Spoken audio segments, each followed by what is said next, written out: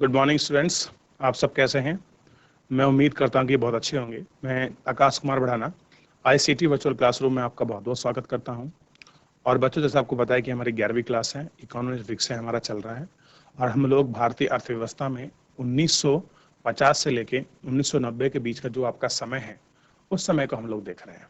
उस समय के अंतर्गत हम लोग देख रहे हैं कि कैसे जो हमारी अर्थव्यवस्था आपकी पिछड़ी हुई थी, उस अर्थव्यवस्था को कैसे हमने आपका विकासशील अर्थव्यवस्था में वो आपका परिवर्तित किया। उसके लिए हमने कौन कौन सी नीति, कौन कौन सी कारक ऐसे रहे हैं, कौन कौन सी हमने अपनी पंचवर्षीय योजना चलाए हैं, कौन कौन से उद्योगों को हमने आपका डेवलप किया है और हमारे उन उद्योगों को लेकर हमारी क्या नीति रही है। उन सब नीतियों पर, उन सब कारणों पर, उन सब आपकी चीज़ों पर, आपकी सरकार की आपकी नीतियों पर, लोगों के द्वारा जो आपके किए गए प्रयास हैं, उन सब पर हम लोग अपने लेक्चर के अंतर्गत बहुत अच्छे से बात करेंगे। जैसे हम लोग अपना कृषि जो आपका सेक्टर है, हम उसको आपका देख चुके हैं। आज हम लोग उद्योग सेक्टर की बात करेंगे कि 1950 से लेके और जो 1990 के बीच का जो फ्रेज है, इन दोनों के बीच में कि हमारा जो उद्योग सेक्टर है, उसका डेवलपमेंट कैसे हुआ, उसका विकास कैसे हुआ, क्या क्या उसके प्रोसेसर रहे, क्या क्या चीजें थी और सरकार ने किस प्रकार की नीति अपनाई, उन सबको हम लोग इस अपने चैप्टर के अंतर्गत आपका जानने वाले हैं और पढ़ने वाले हैं और हम इन सब चीज़ों को अपने लेक्चर के अंतर्गत आपका देखेंगे। तो मैं उम्मीद करता हूं कि आप सब बच्चे बहुत अच्छे से हमारे लेक्चर को पढ़ेंगे और उसको देखेंगे और जानेंगे।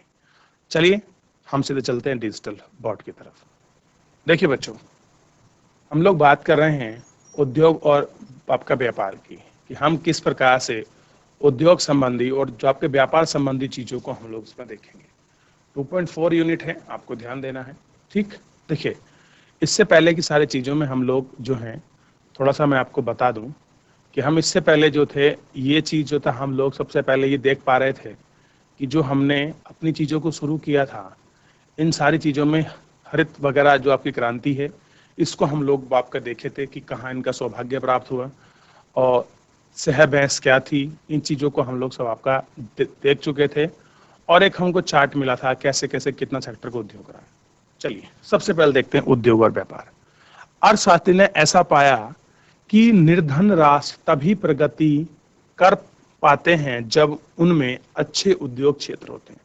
कह रहे हैं जो आपके गरीब देश होते हैं बच्चों, समझिए कि जो आपके गरीब देश हैं, वो गरीब देश तभी आपके प्रगति करते हैं, तभी वो डेवलपमेंट करते हैं जब उनके यहाँ क्या होते हैं, अच्छे औद्योगिक जो क्षेत्र हैं वो आपके होते हैं, तभी वो लोग अपना डेवलपमेंट कर पाते हैं। और यह कृषि में रोजगार की अपेक्षा अधिक स्थायी है। कह रहे हैं कि जो हम रोजगार की बात कर रहे हैं, कृषि का जो रोजगार है वो स्थायी नहीं है तो, लेकिन अगर हम बात करें इन दोनों के स्थायी में, तो ज्यादा स्थायी आपका किसका है बच्चों? तो ज्यादा स्थायी हमको दिखाई देगा आपका किसका?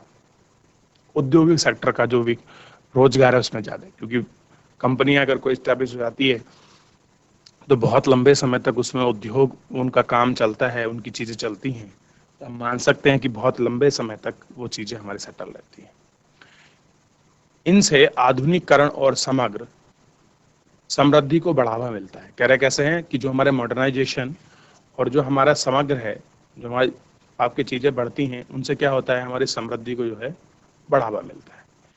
इन्हीं कारणों से हमारी पंचवर्षीय योजनाओं में विकास, औद्योगिक विकास पर बल दिया गया है। और कह रहे कि जो भी हमारे पंचवर्षीय योजना रही हैं, ये सारी चीजें रही हैं, इन पर क्या आगे दिया गया, आपका बल दिया गया। आपने पिछले अध्याय में पढ़ा होगा कि स्वतंत्रता के पश्चात के समय भारत में बहुत कम उद्योग थे। कह रहे कि जब हम लोग आजाद हुए, अगर हम उस समय की बात करें तो भारत में क्या था, बहुत कम उद्योग थे। अधिकांश उद्योग सूती वस्त्र, पटसन आदि तक सीमित थे। कैसे थे? अगर थे भी तो किसके थे? वो आपके सूती वस्त्रों के थे, जो हमारा पटसन है उसके थे। यही हमारे उद्योग थे। जमशेदपुर और कोलकाता में लोहा व इस्पात की सुप्रबंधित आपके फर्में थी। यानी कि जमशेदपुर और कोलकाता में ही क्या था, जो आपकी आयरन, जो आपकी इंडस्ट्री थी, आयरन इंडस्ट्री थी।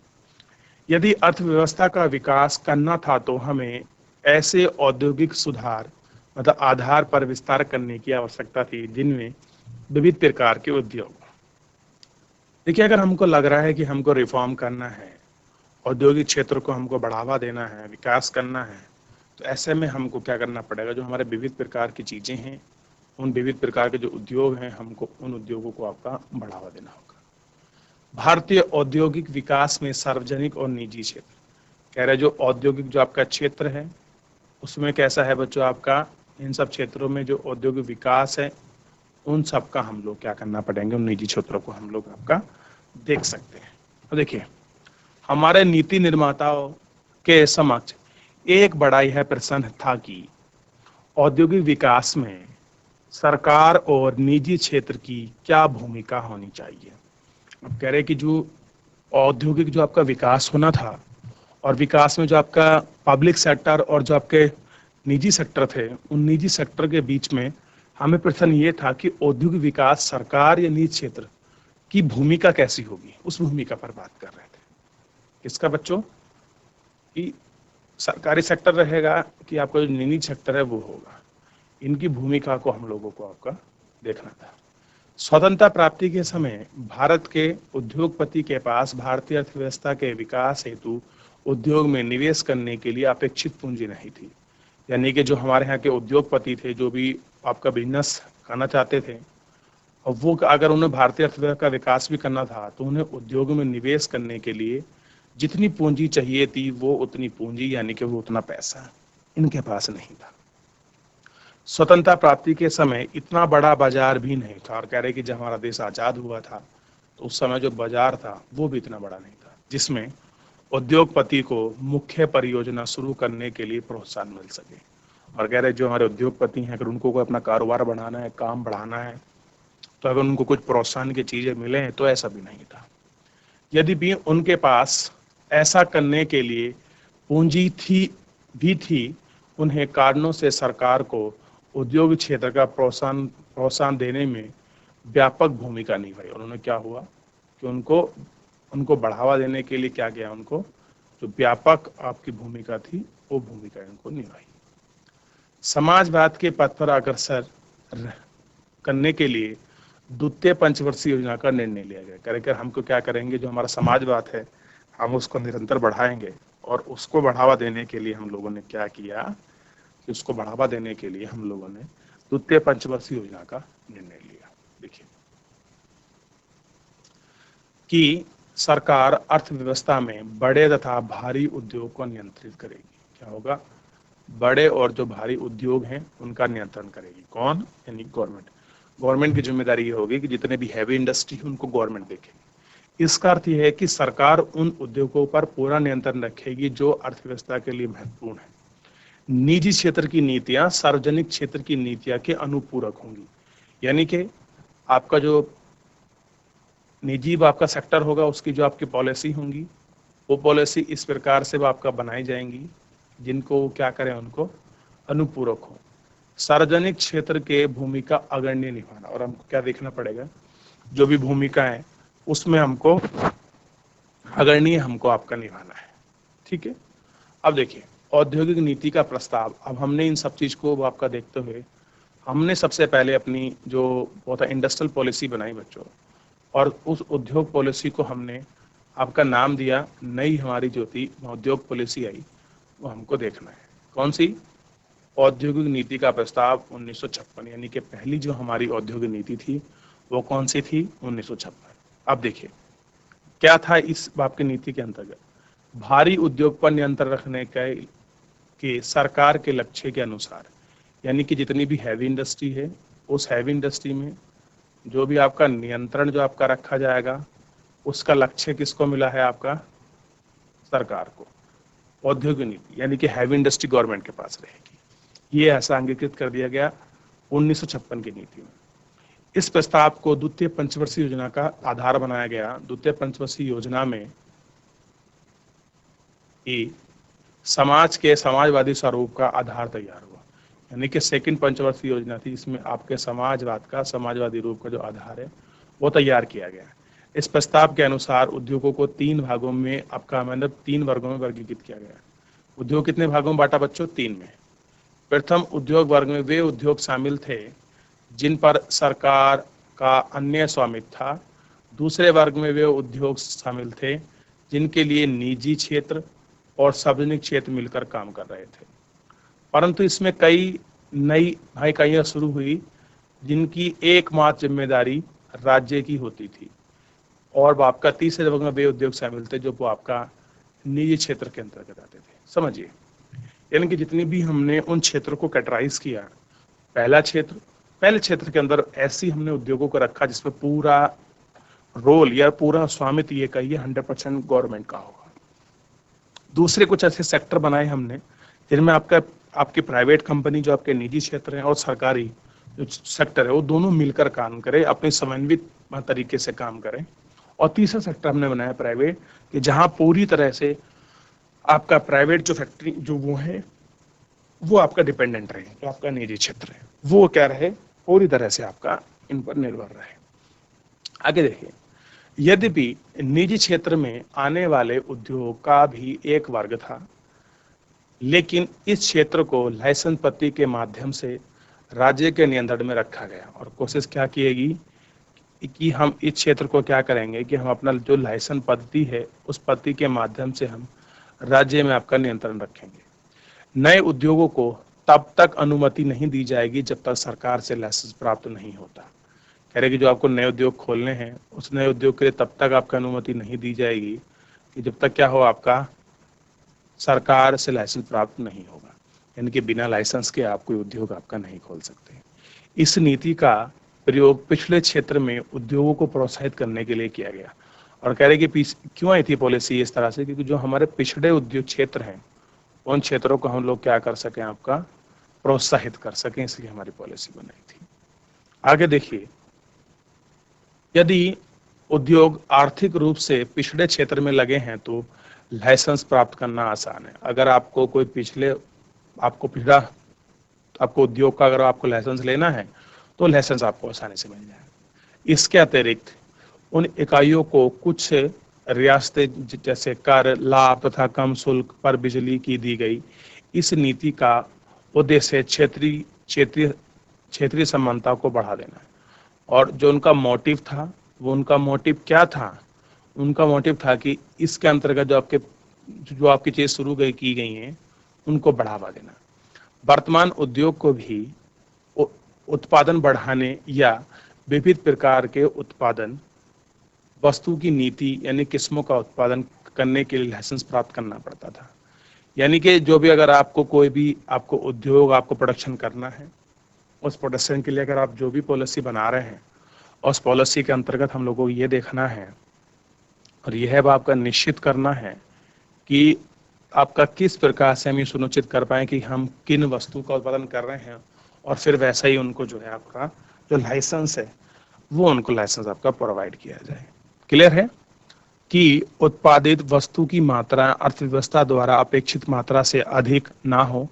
उत्पादन बढ़ाने का लाइसेंस केवल तभी दिया जा सकता है जब सरकार इस बात से आश्वस्त होती है कि अर्थव्यवस्था से बड़ी मात्रा में वस्तुओं की आवश्यकता है। और कह रहे कि तभी आपको लाइसेंस मिलेगा अगर गवर्नमेंट को ये लग जाए कि हाँ, कि अब जो है अर्थव्यवस्था में क्या है, हमें बड़ी मात्रा में क्या है, इस वस्तुओं की हम लोगों को आवश्यकता है। अगर ऐसा कर पाए तो मान लीजिए जो आपको परमिशन चाहिए किसी भी चीज के लिए वो आपको बहुत आसानी से वो आपको मिल सकती है।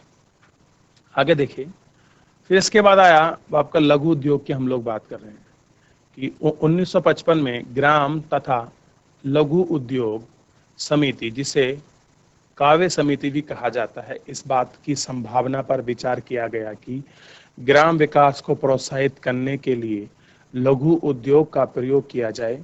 लघु उद्योग की परिभाषा किसी इकाई की संपत्तियां के दिए जाने वाले अधिकतम निवेश के संदर्भ में दी गई थी। समय के साथ साथ निवेश की सीमा भी बदल रही थी। 1950 में लघु औद्योगिक इकाई उसे कहा जाता था जो 5 लाख रुपए से अधिक निवेश करती थी। यानी कि 1950 में जो आपकी समय अवधि के साथ जो आपकी निवेश की सीमा थी वो भी हमने बदली। यानी किसको हम लघु उद्योग कहेंगे, किसको हम दीर्घ कहेंगे, हम किसको सूक्ष्म कहेंगे, उस परिभाषा की हम लोग बात कर रहे थे। हमने कहा कि 5 लाख रुपए से अगर आप अधिकतम खर्च कर रहे हैं, निवेश कर रहे हैं, तो उसे हम क्या कहेंगे, लघु उद्योग। और इस समय 1 करोड़ रुपए का तक का अधिकतम निवेश किया जा सकता है, यानी कि आप 5 लाख से लेके 1 करोड़ रुपए तक का निवेश कर सकते हैं। ठीक है। ऐसा माना जाता था कि लघु उद्योग अधिक श्रम प्रधान है। कह रहे जो आपका लघु उद्योग है वो क्या है, आपका अधिक आपका जो है श्रम प्रधान है, अर्थात उनमें बड़े पैमाने के उद्योगों की अपेक्षा श्रम का उपयोग किया जाता है, अतः वे अधिक रोजगार का सर्जन करते हैं। लेकिन ये बड़े औद्योगिक फर्म के साथ प्रतिस्पर्धा नहीं कर पाते। होता क्या है कि ये चीज़ तो बढ़िया है, लेकिन इन सब के साथ क्या होता है कि जो वो कंपटीशन है वो इतना क्या नहीं कर पाते।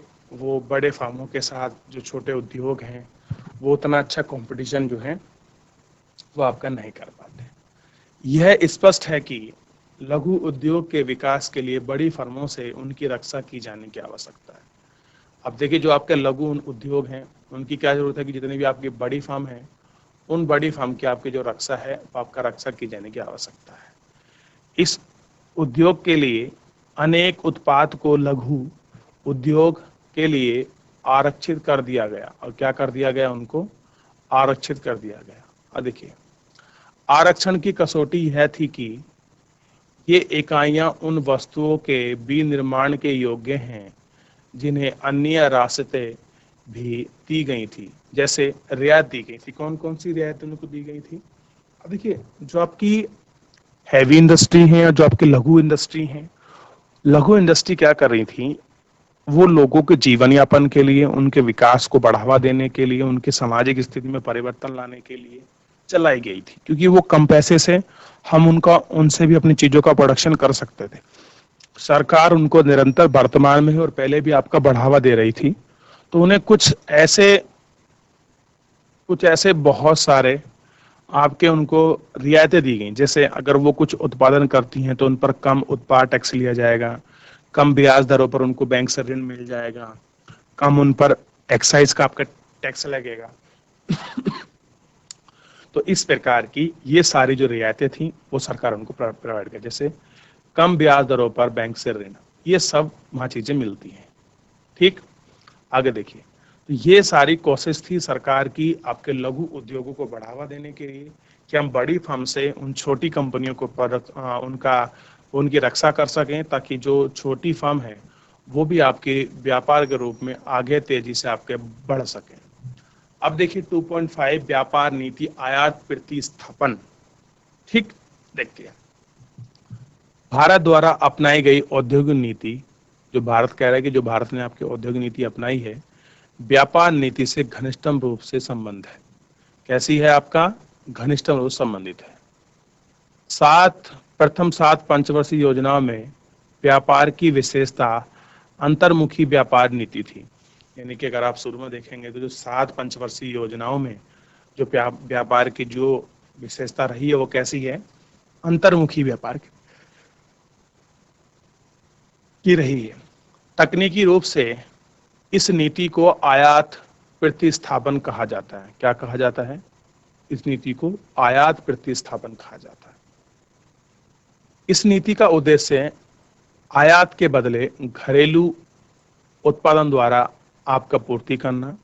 एग्जाम्पल के लिए विदेश में निर्मित वाहनों का आयात करने के स्थान पर भारत में निर्मित उनके लिए उद्योग को प्रोत्साहित किया जाए।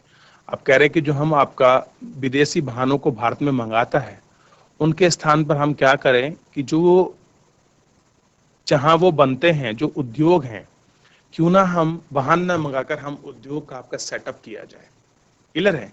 इस नीति के अनुसार सरकार ने विदेशी प्रतिस्पर्धा से घरेलू उद्योगी रक्षा की और कहा कि अगर आप ऐसा करते हैं तो क्या होगा कि जो विदेशी उद्योग हैं जो कंपटीशन कर रहे हैं हमारे लोकल उद्योगों से, जो हमारे घरेलू जो आपके इंडस्ट्री हैं, उन इंडस्ट्री से क्या की, उनकी रक्षा की।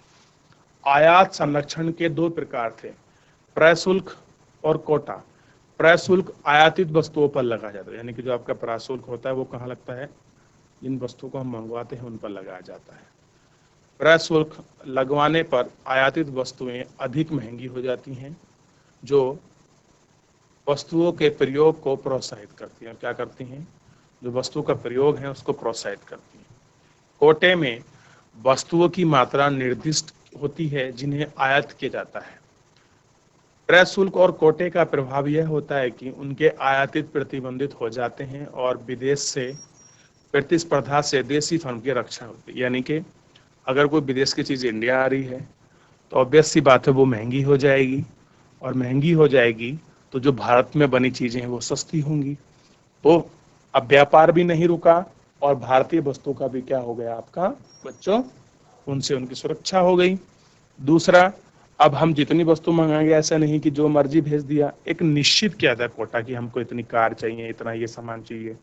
ऐसा नहीं जो मन करा कंपनी जितना सामान भेज दिया, तो ऐसा नहीं होता था। इस तरह से जो आपकी विदेशी कंपनियां हैं उन फर्म से इसकी रक्षा की गई। संरक्षण नीति इस धारणा पर आधारित थी कि विकासशील देशों के उद्योग अधिक विकसित देश द्वारा उत्पादित वस्तुओं के प्रतिपादन करने की स्थिति में नहीं थे। अब हमको देखना है कि जितनी आपके संरक्षण की जो आपका नीतियां बनी थी, उस नीतियों में मेन चीज क्या हो रही थी, जो विकासशील देश हैं उनके यहाँ जो था उद्योग अधिक विकसित देशों द्वारा उत्पादित जो वस्तुएं थे उनके सामने कंपटीशन की स्थिति में नहीं थे। क्लियर है? यह माना जाता है कि यदि घरेलू उद्योग का संरक्षण किया जाता है तो समय के साथ प्रतिस्पर्धा करना भी सीख लेंगे। हमारे योजनाकार को भी यह आकांक्षा थी और हमें ये उम्मीद लग रही थी कि जो हमारे लोग हैं वो भी क्या कर लेंगे, समय के साथ वो कंपटीशन सीख लेंगे। क्लियर है कि यदि आयातों पर प्रतिबंध लगाया गया तो विलासिता की वस्तुओं आयात पर विदेशी मुद्रा पर खर्च करना संभवतः बढ़ जाएगा और 1980 के दशक के मध्य तक निर्यात संवर्धन पर कोई गंभीर विचार नहीं किया गया। क्या नहीं किया गया? कोई आपका इन पर आपका जो था निर्यात संवर्धन पर कोई आपका जो था गंभीर विचार हम लोगों ने नहीं किया। यानी कि जो भी हमारा आपका पॉलिसी संबंधित, यानी कि बच्चों जो भी हमारी आपकी नीतियां बनी, उन नीतियों के अंतर्गत हमारी कोशिश क्या थी कि हम जितने भी वस्तु विदेश से आ रही हैं, आयातित जो वस्तु हैं, हम उन पर अपना प्रतिबंध लगा सके। लेकिन 1980 तक हम लोग ये नहीं कर पाए कि हमको अपना निर्यात पर भी आपका बढ़ावा देना है, कि हम आयात को तो कम कर ही रहे हैं, उसको बैरियर लगा रहे हैं, लेकिन हमको अपनी जो घरेलू वस्तुएं हैं उनका प्रोडक्शन बढ़ाना है, उनकी वस्तुओं को फाइन क्वालिटी में करना है। इन सब चीज़ों पर जो था बच्चों हम कोई स्पेशल रूप से अपना काम नहीं कर पा रहे थे, हम कुछ आपका नहीं देख पा रहे थे, जिसके कारण जो था हमारा ये सब चीज़ें आपकी निरंतर पिछड़ रही थी। चलिए बच्चों, जो है आज के लिए इतना ही है और मैं उम्मीद करता हूं कि आप इस पूरे व्यापार संवर्धन पॉलिसी को समझ पाए होंगे। मिलते हैं नेक्स्ट लेक्चर में। मुझसे जुड़ने के लिए आपका बहुत बहुत धन्यवाद।